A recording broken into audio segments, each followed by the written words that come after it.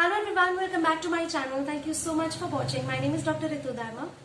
I really hope you guys are staying happy, you are healthy and really peaceful at your home. आज हम इस video में जिस topic पर बात करने वाले हैं वो बहुत इंटरेस्टिंग है। बहुत सारे लोगों का एक प्राइम इम्पोर्टेंस वाला क्वेश्चन है, सबके अपने अलग ओपिनियन है इस बारे में। आज मैं शेयर करूंगी आपके साथ मेरा ओपिनियन, जो मैंने पढ़ा कई बुक्स में वो सब, और डॉक्टर हानेमैन इस बारे में क्या कहते हैं।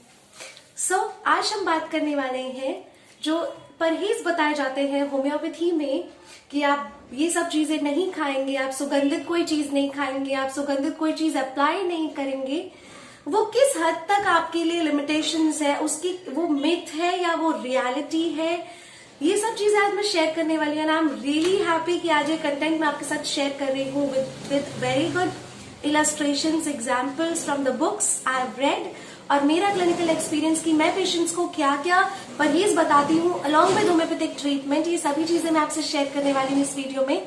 आई रियली होप आपको ये वीडियो अच्छी लगेगी। अगर पसंद आती है तो लाइक बटन को प्लीज प्रेस कर दीजिएगा, ज्यादा आपकी मेहनत नहीं लगने वाली है। और अगर अभी तक आपने मेरे चैनल को सब्सक्राइब नहीं किया है तो प्लीज मेरे चैनल को सब्सक्राइब कर लीजिए। It is absolutely free, not costing you anything, और बेल आइकन को प्रेस कर दीजिए नोटिफिकेशंस के लिए, ताकि आपको आने वाले वीडियोस के नोटिफिकेशंस टाइमली मिल जाए। Without further ado let's begin.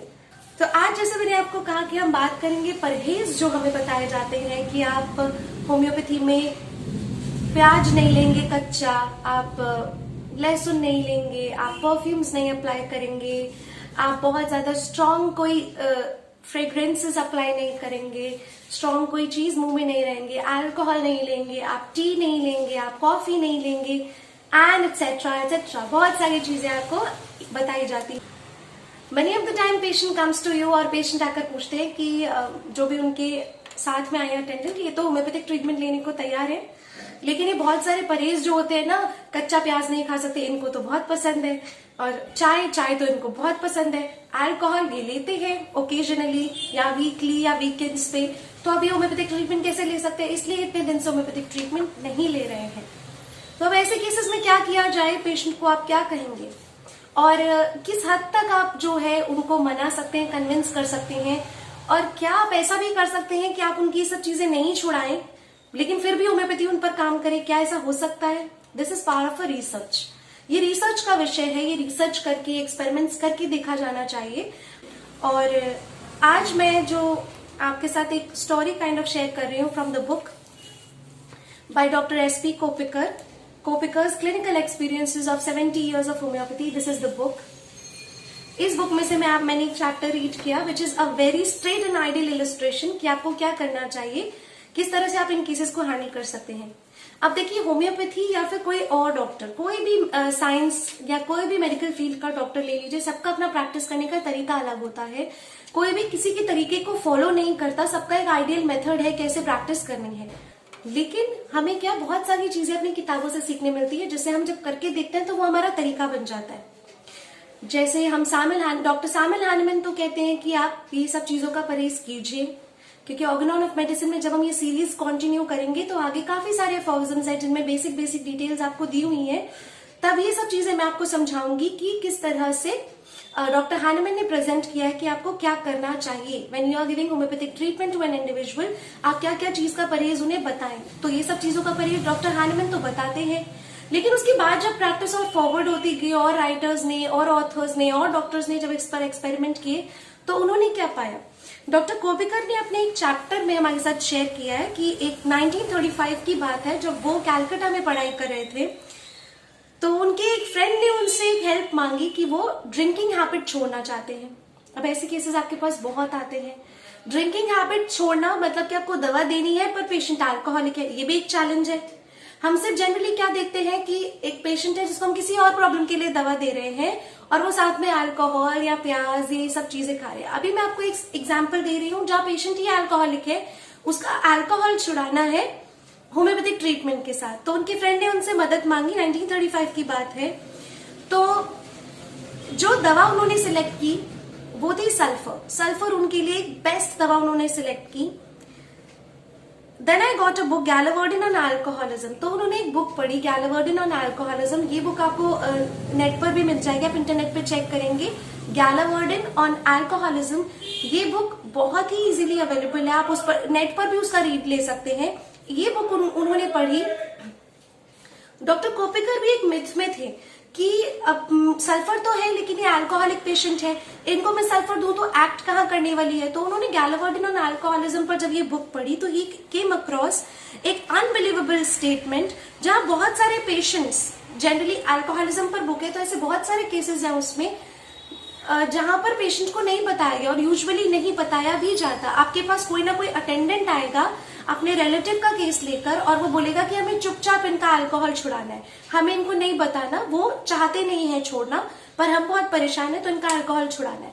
तो पेशेंट के कॉन्सेंट के बिना ही आपसे दवा की रिक्वेस्ट करते हैं। तो जहां पर वो बोलते हैं कि हम उन्हें छुपा के देंगे, अब छुपा के आप किस में देंगे? दवा पेशेंट को छुपा के देनी है। वो थोड़ा हिस्टेरिकल है, थोड़ा चिड़चिड़ा है, वो हर चीज पे डाउट करता है, वो आपके हाथ से कुछ नहीं ले रहा है, तो ऐसे केसेस में आप क्या करेंगे? आप या तो उनको बोलेंगे कि हम सब्जी में डाल के दे दें, क्या गरम गरम सूप में डाल के दे दें, या चाय में दे दें, या पानी में दे दें, या कॉफी में दे दें।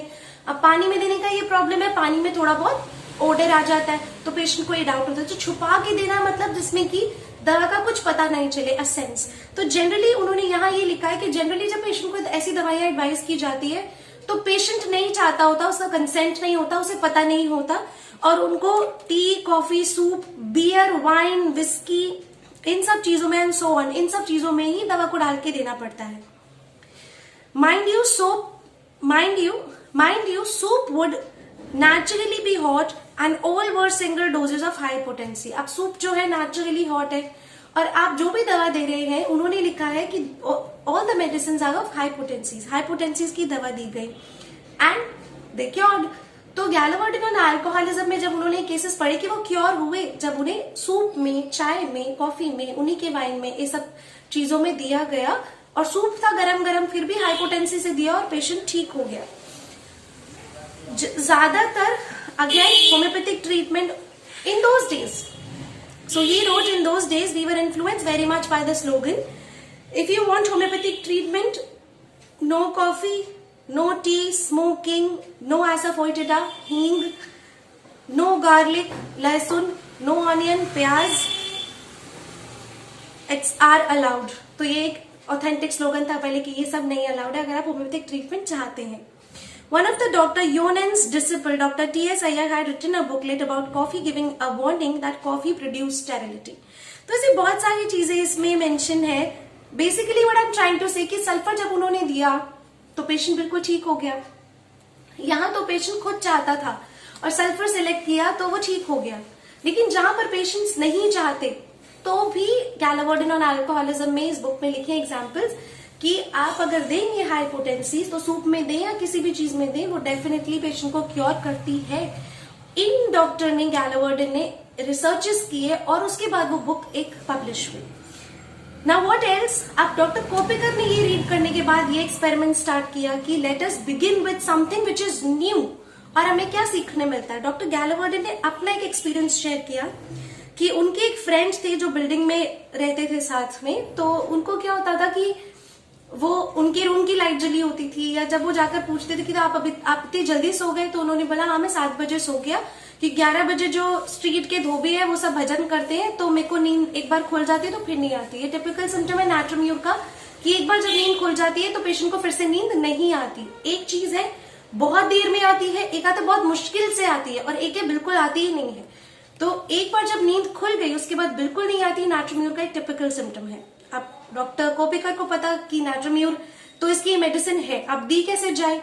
तो उनको ये भी पता चला हिस्ट्री लेने पर कि उनको स्ट्रॉन्ग डोजेज ऑफ क्विनिन भी दिया गया मलेरिया ट्रीट करने के लिए अर्लियर।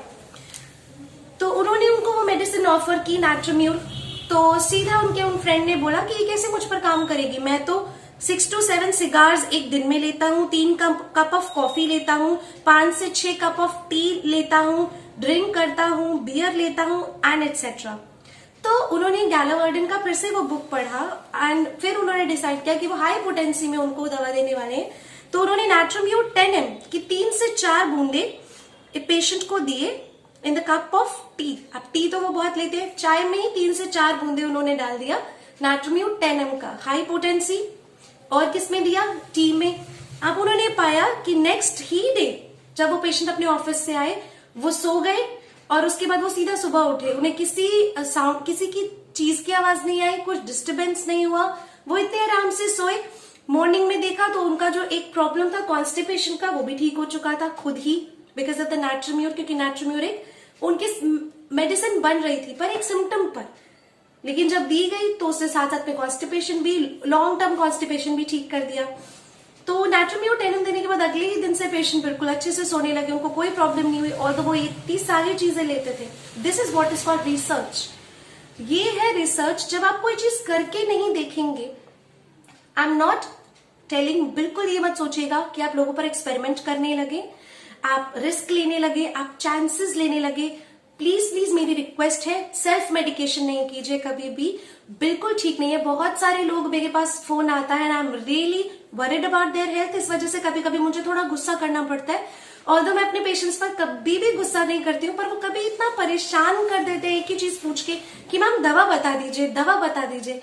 मैं कैसे दवा बता दूं? एक सिम्टम पर कैसे बता दूं? अब बोलती हूँ कि आप कंसल्टेशन ले लीजिए, आपका मैं प्रॉपर केस ले लूंगी, उसके बाद आपको देखती हूँ, प्रॉपर केस ले लूंगी, फिर मैं पक्का अच्छे से देखती हूँ। पर वो केस भी नहीं देना, उनको वो प्रॉपर केस टेकिंग नहीं करानी, नहीं आप हमें दवा बता दीजिए। क्यों? क्योंकि वो सेल्फ एक्सपेरिमेंटेशन करना चाहते हैं, वो दूसरों को देकर एक्सपेरिमेंट करना चाहते हैं। ये बिल्कुल गलत है। ऐसा किसी की भी लाइफ को रिस्क में डालना या खुद की हेल्थ को रिस्क में डालना, खुद के वाइटल फोर्स को रुइन करना, उसकी पावर्स को डिस्ट्रॉय करना, ये बिल्कुल ठीक नहीं है। यूट्यूब एक प्लेटफॉर्म है, आप सभी को नॉलेज देने के लिए है, आप सभी को जागरूक करने के लिए, अवेयर करने के लिए है, आपको कुछ सीखने के लिए, पढ़ने के लिए है। इसलिए बिल्कुल भी नहीं है कि आप कई लोगों को सुने, कई डॉक्टर्स को सुने और आप खुद दवाइयां मिला के लेने लग जाए। प्लीज ऐसा बिल्कुल मत किया कीजिए। Initially I used to tell you guys, मैं दवाइयों के नाम भी बताती थी, but later on I realise कि बहुत सारे लोग वो दवाइयों के नाम सुनकर उसके ऊपर ये नहीं सोचते कि ये दवाइयां हो सकती है, दैट मीन्स होम्योपैथी का ट्रीटमेंट है तो किसी होम्योपैथिक फिजिशियन से जाकर मिल लें। वो ये ना करके कुछ पैसे बचाने के लिए वो क्या करते हैं, वो उन दवाइयों को लाके अपने ऊपर लेने लग जाते हैं, जो नहीं करना चाहिए। इसीलिए मैंने ऐसे सिंगल लाइन सिम्टम्स पर, डिजीज डायग्नोसिस पर दवा देने वाला वीडियोस जो होते हैं ना, जिसमें बता दिया दवा ये है, आपको अगर कुछ ये है तो आप ये ले लीजिए, आपको ये है तो ये ले लीजिए, ऐसे वाले वीडियोस बनाना ही इसलिए बंद कर दिया बिकॉज मैं लिटरली नहीं चाहती कि कोई भी सेल्फ एक्सपेरिमेंटेशन करे और अगर वो ठीक नहीं होता है या उसके साथ कुछ भी होता है तो उसका बुरा हमें लगता है कहीं ना कहीं, और वो मैं बिल्कुल नहीं चाहती। सो ये इसीलिए मैं यहाँ पर प्लीज थोड़ा सा वीडियो एक्सटेंड हो गया, लेकिन मैं ये इसीलिए यहाँ बताना चाहती हूँ कि जो भी मेरे चैनल को देख रहे हैं वो ये चीज से लेके बहुत सतर्क रहें कि खुद से कुछ ना करें। तो यहाँ उन्होंने नाइट्रोम्यूट 10 mg, अब रिसर्च का मतलब क्या है, जहां आप बहुत अच्छे से पढ़कर, आप बहुत ऑथेंटिक बुक्स को पढ़कर, आप बड़े बड़े राइटर्स को, बड़े बड़े डॉक्टर्स को पढ़कर आप क्या करते हैं, आप उन दवाइयों को देते हैं। लेकिन कैसे? एक सिंगल डोज वेट किया, ठीक है। आपको अगर उसकी पूरी नॉलेज नहीं है, अगर आपको ये लेक्चर्स हैं होम्योपैथिक स्टूडेंट्स के लिए, बेसिकली जो होम्योपैथी की इंटर्नशिप कर रहे हैं उनके लिए, जो प्रैक्टिस अभी शुरू की है उनके लिए, जो लोग होम्योपैथी जानने के इच्छुक हैं उनके लिए भी है। लेकिन मैं फिर भी कहूंगी कि अगर आपको लगता है ये दे सकते हैं, आप अपने डॉक्टर से बोलिए ऐसे ले सकते हैं। अगर आपके डॉक्टर बोलते हैं हाँ ऐसे ले सकते हैं, आप ले लीजिए, पर उनसे बिना पूछे बिल्कुल नहीं लीजिए कि हम नाइट्रोम्यूट 10 mg ले लेंगे और हमारा तो अल्कोहल छूट जाएगा, हमारा तो ये छूट जाएगा और हमें तो कॉन्स्टिपेशन रिलीव हो जाएगा। Please don't do this, I beg you, literally I request you guys, ऐसे कभी नहीं करिएगा। तो इससे हमें पता चला कि कप ऑफ टी में डाला और तो भी ठीक हो गया। तो दिस शोज बेसिकली कि हाई पोटेंसीज जो होती हैं वो इन स्ट्रॉन्ग चीजों से भी कभी भी उनका डायनेमिक एक्शन इतना अच्छा होता है, इतना हाई होता है कि इन सब चीजों से भी कभी इनके एक्शन एंटीडोट नहीं होते। अब आ जाती है बात मेरे क्लिनिकल एक्सपीरियंसेस की। तो I just want to share कि अगर आप प्रैक्टिस करें, आपकी बिगिनिंग है और आप देखना चाहते हैं कि परहेज करके क्या होगा और ना परहेज करके क्या होगा, तो एक बहुत छोटा सा फंडा आपको बताती हूँ कैसे कर सकते हैं, जिससे कि बहुत सिंपल भी है और कोई रिस्क भी नहीं है, आपको कोई डर भी नहीं है क्योंकि जब इनिशियली आप प्रैक्टिस करते हैं, कई लोग का हाथ लो पोटेंसीज पे बैठा होता है, कई लोगों का मीडियम पोटेंसीज पे, कई लोग का हाई पोटेंसीज पे, और कई लोग हाई पोटेंसीज के नाम से डरते हैं। 1M, अरे वो तो पता नहीं क्या क्या कर देगी। और कुछ लोग होते हैं जो 10M CM बहुत आराम से दे देते हैं। सो दिस इज बेसिकली जब आप अपने आप को थोड़ा वाइडर रेंज तक खोलते हैं, अब अपने आप को आप एक्सपेरिमेंशियल बनते हैं, आप अपने पेशेंट्स को हर तरह की पोटेंसी प्रेस्क्राइब करते हैं, from mother tincture to higher potencies, LM CM, ये सब पोटेंसीज देते हैं। तब आपको पता चलता है कि आपको अपने आप को कहीं रिस्ट्रिक्ट नहीं करके रखना चाहिए। अगर आप एक होम्योपैथिक फिजिशियन है, आप अपने आप को कोई रिस्ट्रिक्शन ना लगाएं कि मैं सिर्फ लोअर पोटेंसीज से मीडियम पोटेंसीज तक देने वाली हूँ, हाई पोटेंसीज नहीं देने वाली हूँ। This should not be your attitude towards the patient. It is basically the susceptibility and need of the case. तो आप एक हफ्ते ऐसा कर सकते हैं, पेशेंट को बिना परहेज कुछ बोले आप दवा दे दीजिए। एक पोटेंसी आपने दिया हुआ है, जो भी 30C दिया हुआ है, आप एक हफ्ते तक वही दे दीजिए, कोई परहेज मत बोलिए। आपको लगे पेशेंट आता है 7 डेज बाद बोलता है कि कोई आराम नहीं मिला, पर आपको लगता है दवा तो यही है इनकी, तो आप अगले हफ्ते परहेज के साथ बोल दीजिए कि ये परहेज कीजिए, अब आप ये दवा लीजिए और अब मुझे बताइएगा 7 डेज बाद कि आपको कैसा लगा। अगर आपको लगता है कि पेशेंट को आराम मिला है, तो दैट मीन्स जो पोटेंसी आपने दी है वो पोटेंसीज को आपको कुछ परहेज के साथ बताना है। अगर पेशेंट अल्कोहल लेते हैं तो डेफिनेटली, अगर वो रोज लेते हैं, आप 30C 200C ये सब दे रहे हैं, तो आप कोशिश कीजिए कि उनको बोलें कि आप प्लीज वीकेंड्स पर लीजिए या ओकेजनली लीजिए। अगर आप नहीं लेंगे तो और जल्दी ठीक होंगे, हो जाएंगे आप अल्कोहल लेकर भी। लेकिन अगर आपको जल्दी ठीक होना है, अगर आपको चाहिए कि इफेक्ट्स बहुत अच्छे नजर आए, तो आप पेशेंट को कन्विंस कीजिए कि वो वीकेंड्स या ओकेजनली अल्कोहल ले। अब आता यदि मेरे क्लिनिकल एक्सपीरियंस की, I have never bounded myself to anything. To be very honest, मैंने कभी अपने आप को lower potencies, medium potencies, higher potencies पे कभी बाउंड नहीं किया। I have been very experimental. So what I used to do when I was beginning my practice, I did not bound myself to any of the potencies. मैंने कभी अपने आप को restrict नहीं किया कि मैं लोअर दूंगी, मीडियम दूंगी या हायर दूंगी। मैंने ये किताब पढ़ लिया तो मुझे हायर पोटेंसीज का मन किया देने का, मैं कोई और किताब पढ़ लूंगी तो मुझे लोअर पोटेंसीज देने का मन करेगा। पर ऐसा नहीं है। You have to be very experimental with your medicine when you are prescribing. तो डॉक्टर हैनीमैन का क्लासिकल वे ध्यान में रखते हुए भी मैंने पेशेंट को कभी भी शुरुआत से कभी परहेज नहीं बताए। और पेशेंट अगर बोलते थे अच्छा हमें ये नहीं खाना, वो नहीं खाना, तो कैसे, तो ये तो दवा काम नहीं करेगी, तो मैं बहुत कॉन्फिडेंस के साथ कहती थी क्यों नहीं काम करेगी, वो जरूर काम करेगी, दवा ने तो काम करना ही है। आप लीजिए और आपको कोई परहेज करने की जरूरत नहीं है, आप बिल्कुल ठीक हो जाएंगे। This is the statement when you say confidence, with lots of confidence, and patient believes that yes, कि हम इतना ज्यादा परहेज नहीं भी करेंगे तो भी होम्योपैथी काम करेगी। होम्योपैथी क्यों काम नहीं करेगी? होम्योपैथी ऐसा सिस्टम है जो आपके डायनेमिक लेवल पर जाकर काम करता है, and it has to work. अगर आपका सिलेक्शन अच्छा है तो वो काम करेगा। तो you have to have a lot of confidence, और आप उसी कॉन्फिडेंस से पेशेंट को बोलिए कि होम्योपैथी ने जरूर काम करना है, आप बिल्कुल इसे लीजिए और बाद में बताइए, फॉलो अप में एक बार बताइए कैसे है। So I have been very एक्सपेरिमेंशियल। आप भी कोशिश कीजिए कि कई बार पेशेंट को, लेकिन हाँ, अल्कोहल की जहां बात आती है, मैंने हमेशा अल्कोहल के लिए बोला है कि आप इसको नहीं लीजिए, कोशिश कीजिए, क्योंकि आपकी प्रॉब्लम्स इससे बढ़ेगी, आपका लिवर और खराब हो जाएगा। कुछ एक अल्कोहल के जो डिसएडवांटेजेस है वो सब बता देती हूँ। फिर भी अगर पेशेंट अपने आप को रेसिस्ट नहीं कर पाता है तो उसे बोल देती हूँ कि आप वीकेंड्स पे ले लीजिए, आप ओकेजनली ले लीजिए, रोज रोज नहीं लीजिए, या हफ्ते में 2 बार ले लीजिए थोड़ा सा। तो मैं उनको इसी तरीके से बता दी, तो उनको ऐसा नहीं लगता कि यहाँ तो डॉक्टर के पास आए, उन्होंने तो 10 चीजें बंद और करा दी और अब तो अल्कोहल भी नहीं लेने दे रहे हैं और पता नहीं ये दवाई क्या काम करने वाली। क्योंकि पहले ही प्रायर सेटिंग के साथ आते हैं, होम्योपैथी तो बहुत धीरे धीरे काम करती है, और उसमें भी आप 10 चीज के परहेज बता देंगे, पेशेंट वही उसका मॉरल डाउन हो जाता है कि वो ठीक होने वाला है कि नहीं। उसका फेथ आपको बनाए रखना बहुत ज्यादा जरूरी है। So I am not going to talk a lot, बहुत ज्यादा नहीं, oh I have talked a lot. तो अब इसी वीडियो को मैं यही वाइंड अप करती हूँ, एंड आई रियली होप आपको ये वीडियो अच्छी लगी होगी, आपको पसंद आई होगी। अगर अच्छी लगी है तो प्लीज मैं ऐसे वीडियोस और भी लेकर आने वाली हूँ। नेक्स्ट वीडियो हम ऑर्गन ऑफ मेडिसिन के नेक्स्ट एफॉगिज्म के बारे में बात करेंगे, एक्शन ऑफ मेडिसिन के बारे में बात करेंगे। प्लीज बने रहिए मेरे चैनल के साथ, ध्यान रखिए अपना, बाहर नहीं निकलिए, सोशल डिस्टेंसिंग का पालन कीजिए, wear the mask, wash your hands back and again, sanitize your hand, and very important, stay healthy, stay connected with homeopathy. If you like this channel, subscribe to it if you haven't subscribed it till yet. I'll be really grateful to you guys. Thank you so much for watching. Until we meet, take care. Bye.